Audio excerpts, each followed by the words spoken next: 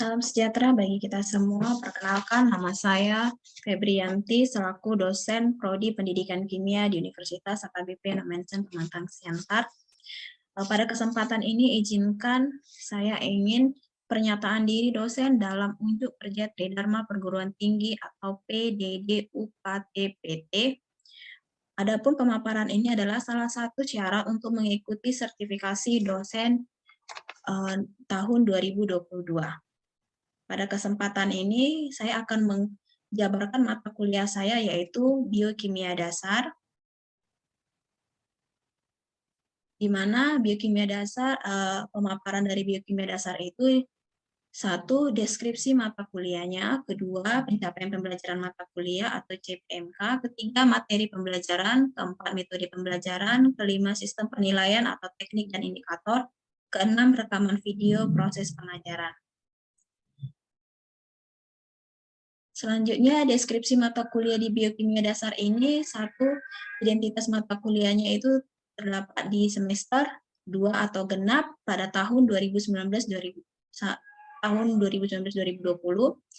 dengan kode PK 0782, status mata kuliahnya wajib dengan bobot SKS-nya 3 SKS dan tidak memiliki mata kuliah prasyarat. Dengan dosen pengampunya saya sendiri yaitu Febrianti SSI MPD. Di mana deskripsi mata kuliah biokimia dasar ini adalah satu, melalui mata kuliah ini diharapkan mahasiswa memiliki kemampuan untuk mengenal gadget kimia, penyusun tubuh, makhluk hidup, serta reaksi-reaksi dan proses kimia yang berlangsung di dalam tubuh makhluk hidup. Selanjutnya, ada pencapaian pembelajaran mata kuliah atau CPMK, di mana CPMK 1 mampu menerapkan pemikiran logis, kritis, sistematis, dan inovatif dalam konteks pengembangan atau implementasi ilmu dasar peranan biomolekul di dalam tubuh manusia. Yang kedua, CPMK kedua mampu merumuskan tujuan pembelajaran indikator pencapaiannya secara mandiri, bermutu, dan terukur. Baru CPMK 3 yaitu membangun keterampilan dalam pemikiran kritis pada reaksi kimia organisme mulai dari yang sederhana sampai yang kompleks. CPMK keempat mampu berpikir kritis dalam menganalisa penelitian terkini dengan tema biokimia. CPMK 5 mampu berpikir kritis terbuka, menunjukkan ketertarikan dalam kerja penelitian kolaboratif dengan disiplin ilmu lainnya seperti kedokteran, biologi, farmasi, dan lain-lain. Baru yang selanjutnya adalah materi pembelajaran dalam biokimia dasar ini. Satu, terdapat ada 10 pertemuan dengan pertemuan pertama pengantar biokimia, kedua sel, ketiga asam amino dan peptida, keempat protein, kelima enzim dan kinetika enzim, keenam karbohidrat, ketujuh lipid, kedelapan asam nukleat, kesembilan vitamin sebagai kofaktor, dan ke-10 mineral. Mana metode pembelajaran ini saat ini karena masih daring, penggunaannya secara daring, di mana kuliah tatap muka virtual via Zoom secara sinkron, dan asinkronnya itu adalah kuliah menggunakan LMS Siakat dari Universitas AKBP Nomensen Pematang Siantar, di mana di dalam LMS Siakat itu terdapat forum diskusi, materi, lembar kerja, kuis, UTS, dan UAS. Bobot penilaian mata kuliah itu di Universitas AKBP Nomensen Pematang Siantar, pertama terbagi atas 5, yaitu kuis, keterampilan, UTS, UAS, dan sikap. Di mana presentasi kuis itu sekitar 12%, keterampilan 20%, UTS 18%, UAS 30%, dan sikap 20%. Berikut adalah cuplikan video proses pengajaran saya pada materi mineral. Silakan disimak. Terima kasih.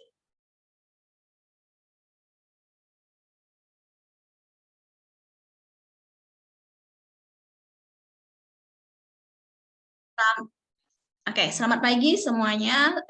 Hari ini kita masuk mata perkuliahan kita itu tentang mineral. Jadi, Ibu langsung aja supaya mempersingkat waktu perkuliahan kita hari ini, maka Ibu langsung izin ini ya, share aja ya, share screen. Oke, perhatikan semuanya sudah nampak. Sudah? Sudah, Bu. Oke, Bu. Sudah, Bu.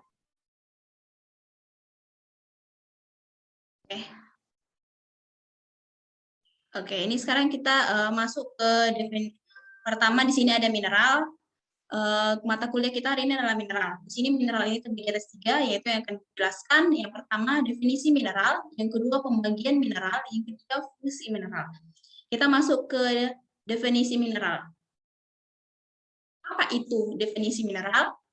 Di sini dijelaskan bahwa zat gizi yang diperlukan manusia untuk mendukung proses tubuh dan berkembang oleh tubuh dalam jumlah yang sedikit atau kecil yang memiliki komposisi unsur murni serta garam sederhana yang sangat kompleks dengan beberapa jenis bentuknya. Berarti dengan kata lain, mineral itu adalah zat gizi yang dibutuhkan oleh tubuh kita dalam bentuk komposisi bisa murni, artinya bisa berbentuk unsur saja atau bentuk garam sederhana.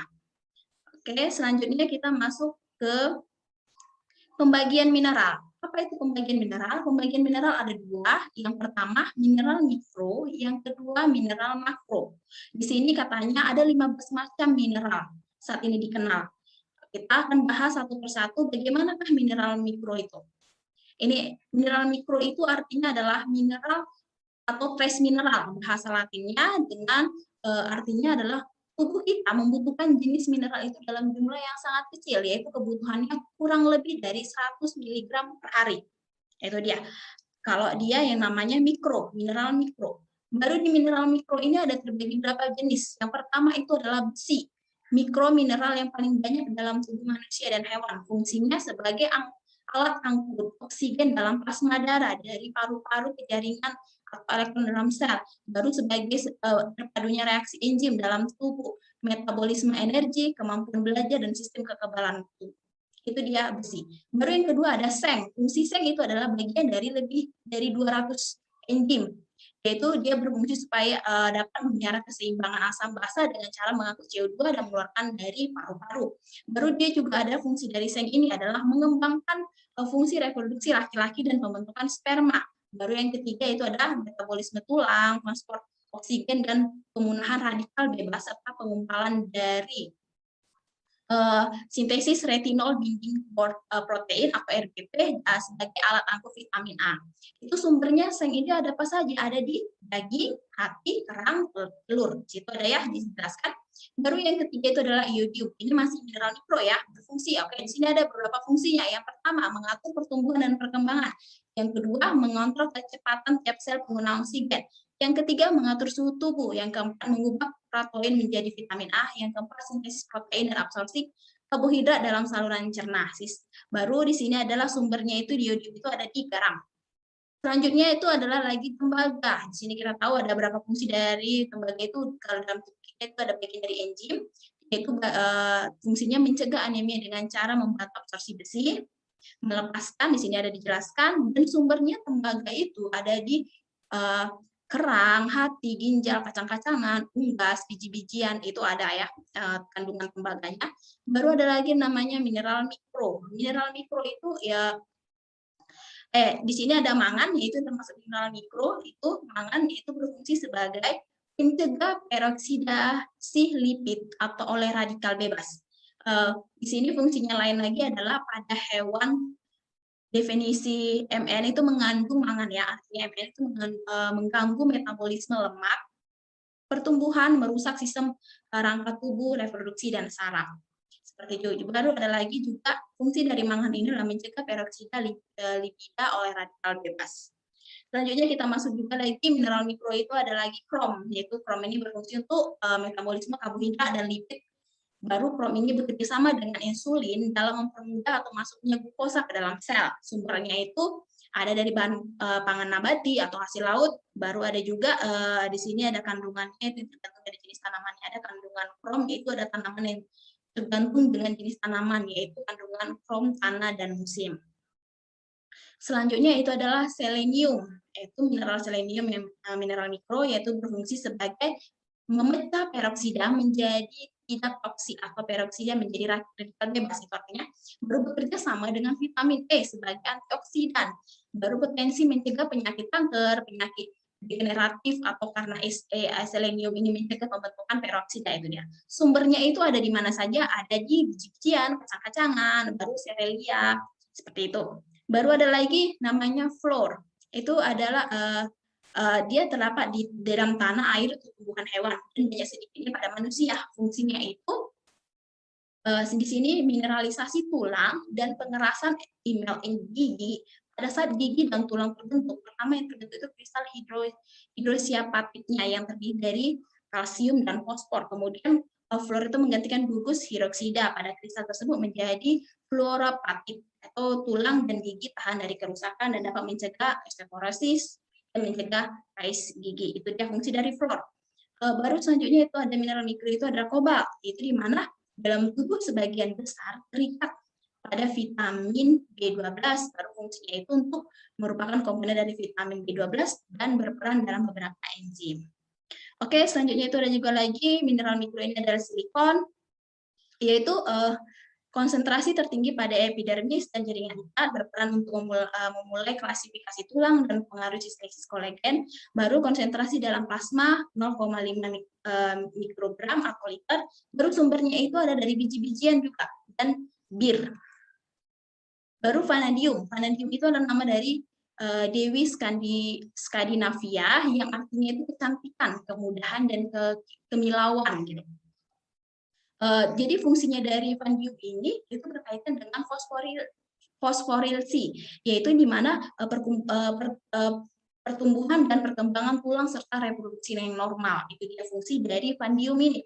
Baru ada pun sumbernya itu ada dari serelia juga dan hasil olahan lainnya. Tadi kita sudah masuk ke mineral mikro, sekarang kita masuk ke mineral makro. Tadi kan kalau mineral mikro itu kan ukuran yang paling kecil yang dibutuhkan. Di sini mineral makro itu adalah mineral yang utama atau yang paling banyak yang dibutuhkan oleh tubuh. Tapi tetap memang jumlahnya ada terbatas, yaitu jumlah kebutuhannya itu kurang lebih dari 100 mg per hari. Seperti itu. Di sini salah satu mineralnya yang termasuk mineral makro itu yang dibutuhkan oleh tubuh kita yang sangat banyak, yaitu natrium. Di mana fungsinya itu untuk menjaga keseimbangan cairan, menjaga cairan darah tidak masuk ke dalam sel, menjaga keseimbangan asam basa, transmisi saraf, dan kontraksi otot. Seperti baru dia paling banyak di mana natrium itu ada di NaCl, MSG, kecap, baru makanan yang diawetkan dan makanan olahan seperti itu. Baru selanjutnya klor. Klor ini atau Cl ya. Dia fungsinya sebagai apa saja? Menjaga keseimbangan cairan dan elektrolit, bagian dari asam lambung, dan mencegah suasana asam lambung pada kerja enzim. Biasanya klor ini juga ada dapat di garam ya, salah satunya natrium klorida, berarti Cl-nya juga itu kandungannya. Baru langsung itu dari kalium. Kalium itu fungsinya bersama dengan natrium, mengatur keseimbangan cairan dan asam basa. Baru dalam sel kofaktor reaksi biologisnya itu terutama metabolisme energi dan sintesis glikogen dan protein. Baru sebagai pertumbuhan sel, itu dia kalium itu fungsinya, dan terdapat di tersebar luas pada makanan hewani dan nabati, banyak ya. Tadi dia tadi kalium, sekarang kalsium.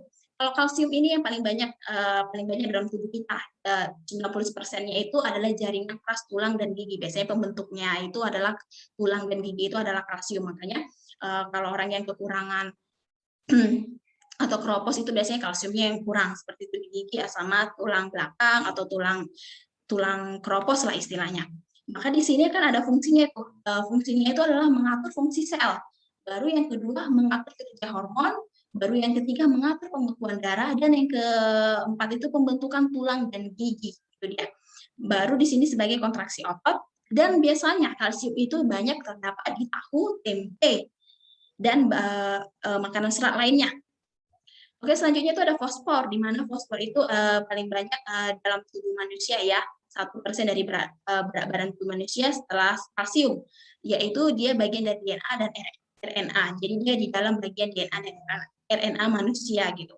Fosfor ini fungsinya itu sebagai kalsifikasi tulang dan gigi, mengatur pengalian energi, sebagai absorpsi dan transportasi zat gizi, mengatur keseimbangan asam basa, dan sumbernya itu terdapat pada kaya protein. Berarti makanan yang mengandung kaya protein itu pasti fosfornya juga ada di dalam makanan tersebut.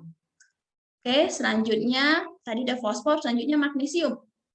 Magnesium ini fungsinya sebagai apa? Berperan sebagai katalisator reaksi-reaksi biologi. Baru dalam cairan ekstrakuler, magnesium juga berperan dalam transmisi saraf, seperti itu ya. Baru sumber utamanya itu di magnesium apa saja adanya, yaitu ada di biji-bijian, kacang-kacangan, sayuran hijau, dan susu, daging, dan olahan sumber magnesium lainnya. Baru yang terakhir itu ada juga sulfur. Sulfur ini juga termasuk mineral ya, di mana mineralnya itu fungsi dari sulfur itu adalah terdapat dalam tulang rawan dan kulit rambut dan kuku. Baru sulfur ini sebagai asam amino atau sebagai sulfat organik dan merupakan bagian dari zat gizi esensial seperti B1, biotin, koenzim A, metionin, dan cystein. Oke, di sini ada ada beberapa fungsi dari umum mineral. Artinya mineral yang di dalam tubuh kita itu sangat berperan penting dalam tubuh kita. Yaitu ada apa saja fungsinya? Itu yang pertama, pembangunan kerangka tubuh. Yang kedua, komponen dari ikatan organik. Yang ketiga, sebagai komponen atau aktivator enzim atau katalisator dalam sistem biologis. Jadi yang keempat, sebagai garaman yang larut dalam darah atau cairan tubuh dalam rangka mengatur tekanan osmosis atau keseimbangan asam basa.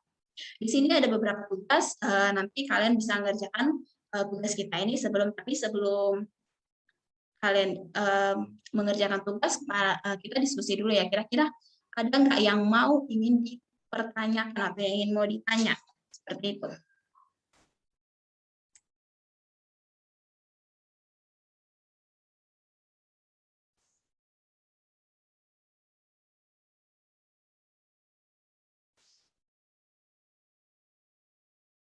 Oke, tidak ada yang ingin ditanyakan?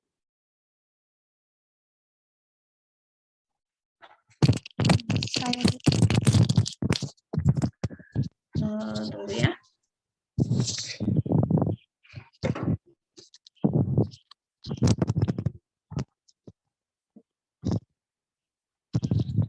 Oke, Messi, apa yang ingin tanya? Siapa tadi?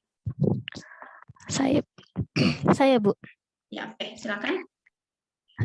Pertanyaan saya, apa akibat yang ditimbulkan jika kita kekurangan asupan air mineral? Oke, kan yang namanya asupan mineral itu sangat penting bagi tubuh kita. Berarti kalau misalnya kita kekurangan asupan itu berarti otomatis kita kekurangan dari bagian penting dalam tubuh. Yaitu pertama itu adalah kehilangan cairan tubuh. Biasanya kan mineral.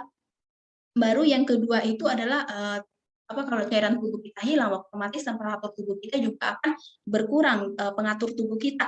Baru yang ketiga adalah kehilangan nafsu makan. Baru yang keempat hidrasi, seperti itu kan. Tadi kekurangan asupan mineral tadi kan, hidrasi juga air mineral.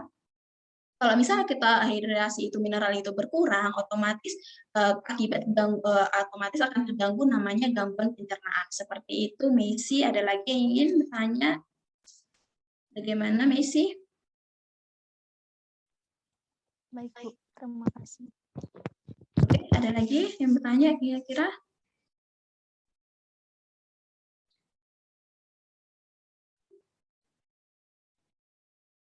Oke, ada lagi kira-kira yang mau bertanya? Fitri, sebelah sana? Saya ingin bertanya, Bu. Ya, apa? Fitri, silakan.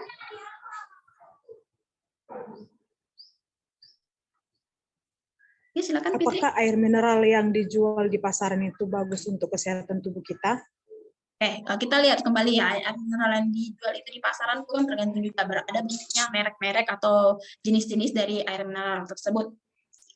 Pokoknya kita lihat dulu komposisi dari mineral tersebut. Misalnya kandungan mineral tersebut, komposisinya apa saja, apakah dia banyak kandungannya apa saja. Jika yang dijual di pasaran itu kandungannya adanya kalsium, tadi seperti dijelaskan kan jenis-jenis dari mineral itu, dan adanya sodium, magnesium, kalium, bikarbonat, tadi itu, jika misalnya kandungan itu ada dan banyak, maka itu akan otomatis itu bagus untuk kesehatan tubuh kita, karena itu mineral yang dibutuhkan oleh tubuh kita. Tapi misalnya salah satu yang paling cara kita melihat supaya air mineral itu baik untuk tubuh kita, yang pertama itu adalah saat kita meminum dan kita tidak merasa kehausan lagi, atau ibaratnya kita kayak merasa segar dalam tubuh kita, itu salah satunya adalah zat mineral yang di dalam tubuh itu sangat bagus untuk tubuh kita, seperti itu dia secara ya ibaratnya kita tes secara ini ya, secara yang dapat kita rasakan maksud Ibu seperti itu. Jadi kalau misalnya mengetes nanti air mineral yang ada dijual atau lagi beli gitu kan, kita memang kan biasanya kita kan kalau misalnya kehausan otomatis kan kalau kita minum kandungan mineral seperti kita minumnya aja lah, misalnya air sungai dengan air pam gitu kan, kalau diminum pasti kan kandungan mineralnya ada itu yang kita bawaannya kayaknya mau haus terus gitu kan, maksudnya baru kayak kurang gitu, maksudnya sekali minum kayaknya bawaannya udah kenyang, sudah cukup gitu mineralnya gitu. Jadi seperti itu juga maksud Ibu. Nah, jadi kalau misal kita membeli apa namanya itu kandungan mineral yang dijual di pasaran, ibaratnya minuman mineral yang di pasaran itu, kita lihat, kita tes. Jadi kalau misalnya rasa dahaga kita langsung hilang, atau otomatis biasanya kandungannya itu mineralnya lebih tinggi. Contohnya seperti Pocari Sweat, itu kan kandungan mineralnya banyak kan. Jadi Pocari Sweat, jadi itulah yang membuat, tapi memang Pocari Sweat itu ada campuran dari ion-ion juga, ion tubuh, tapi misalnya kandungan mineral yang dalamnya pun juga ada seperti itu. Contohnya seperti itulah. Oke, ada lagi yang lain kira-kira yang bertanya? Saya, Bu. Sebelah sana. Apakah micin atau MSG itu termasuk mineral? Oke, micin atau MSG itu termasuk mineral otomatis ya. Tadi udah dijelaskan kan di PPT tadi ada kalau misalnya micin MSG itu micin itu termasuk salah satu mineral. Kenapa? Karena kandungannya MSG itu kan kepanjangannya monosodium glutamat atau natrium sodium glutamat gitu kan. Berarti kan terbuat dari sodium itu kan artinya natrium. Yaitu natrium itu salah satu jenis mineral. Tadi sudah dijelaskan kan. Jadi dia mineral. Berarti fungsinya dari natrium itu kan sebagai mineral dalam tubuh kita yang punya. Jadi otomatis MSG itu termasuk salah satu jenis mineralnya, tetapi biasanya MSG itu di dalam tubuh kita sebagai bahan tambahan pangan saja, yaitu sebagai bahan penyedap makanan, seperti itu aja, sebagai rasa.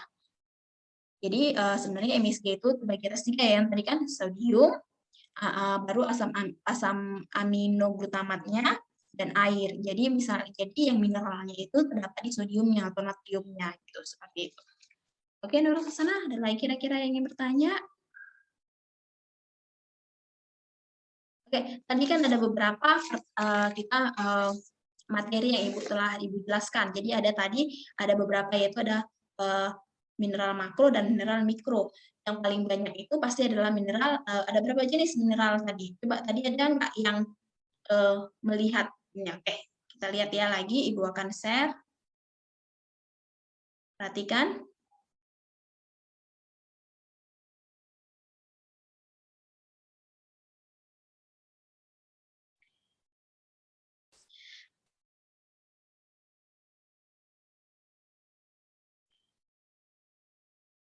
Oke, ini salah satu adalah mineral mikro. Berarti ada berapa mineral mikro? 1,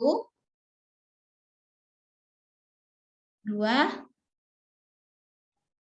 3, 4, ya kan? Ini mikro. Ibu hanya mau lihat, mana apakah paling banyak yang mikro atau yang makro? Menurut kalian? Ini ada mikro 5. Tadi dari penjelasan Ibu telah jelaskan, kira-kira yang mana?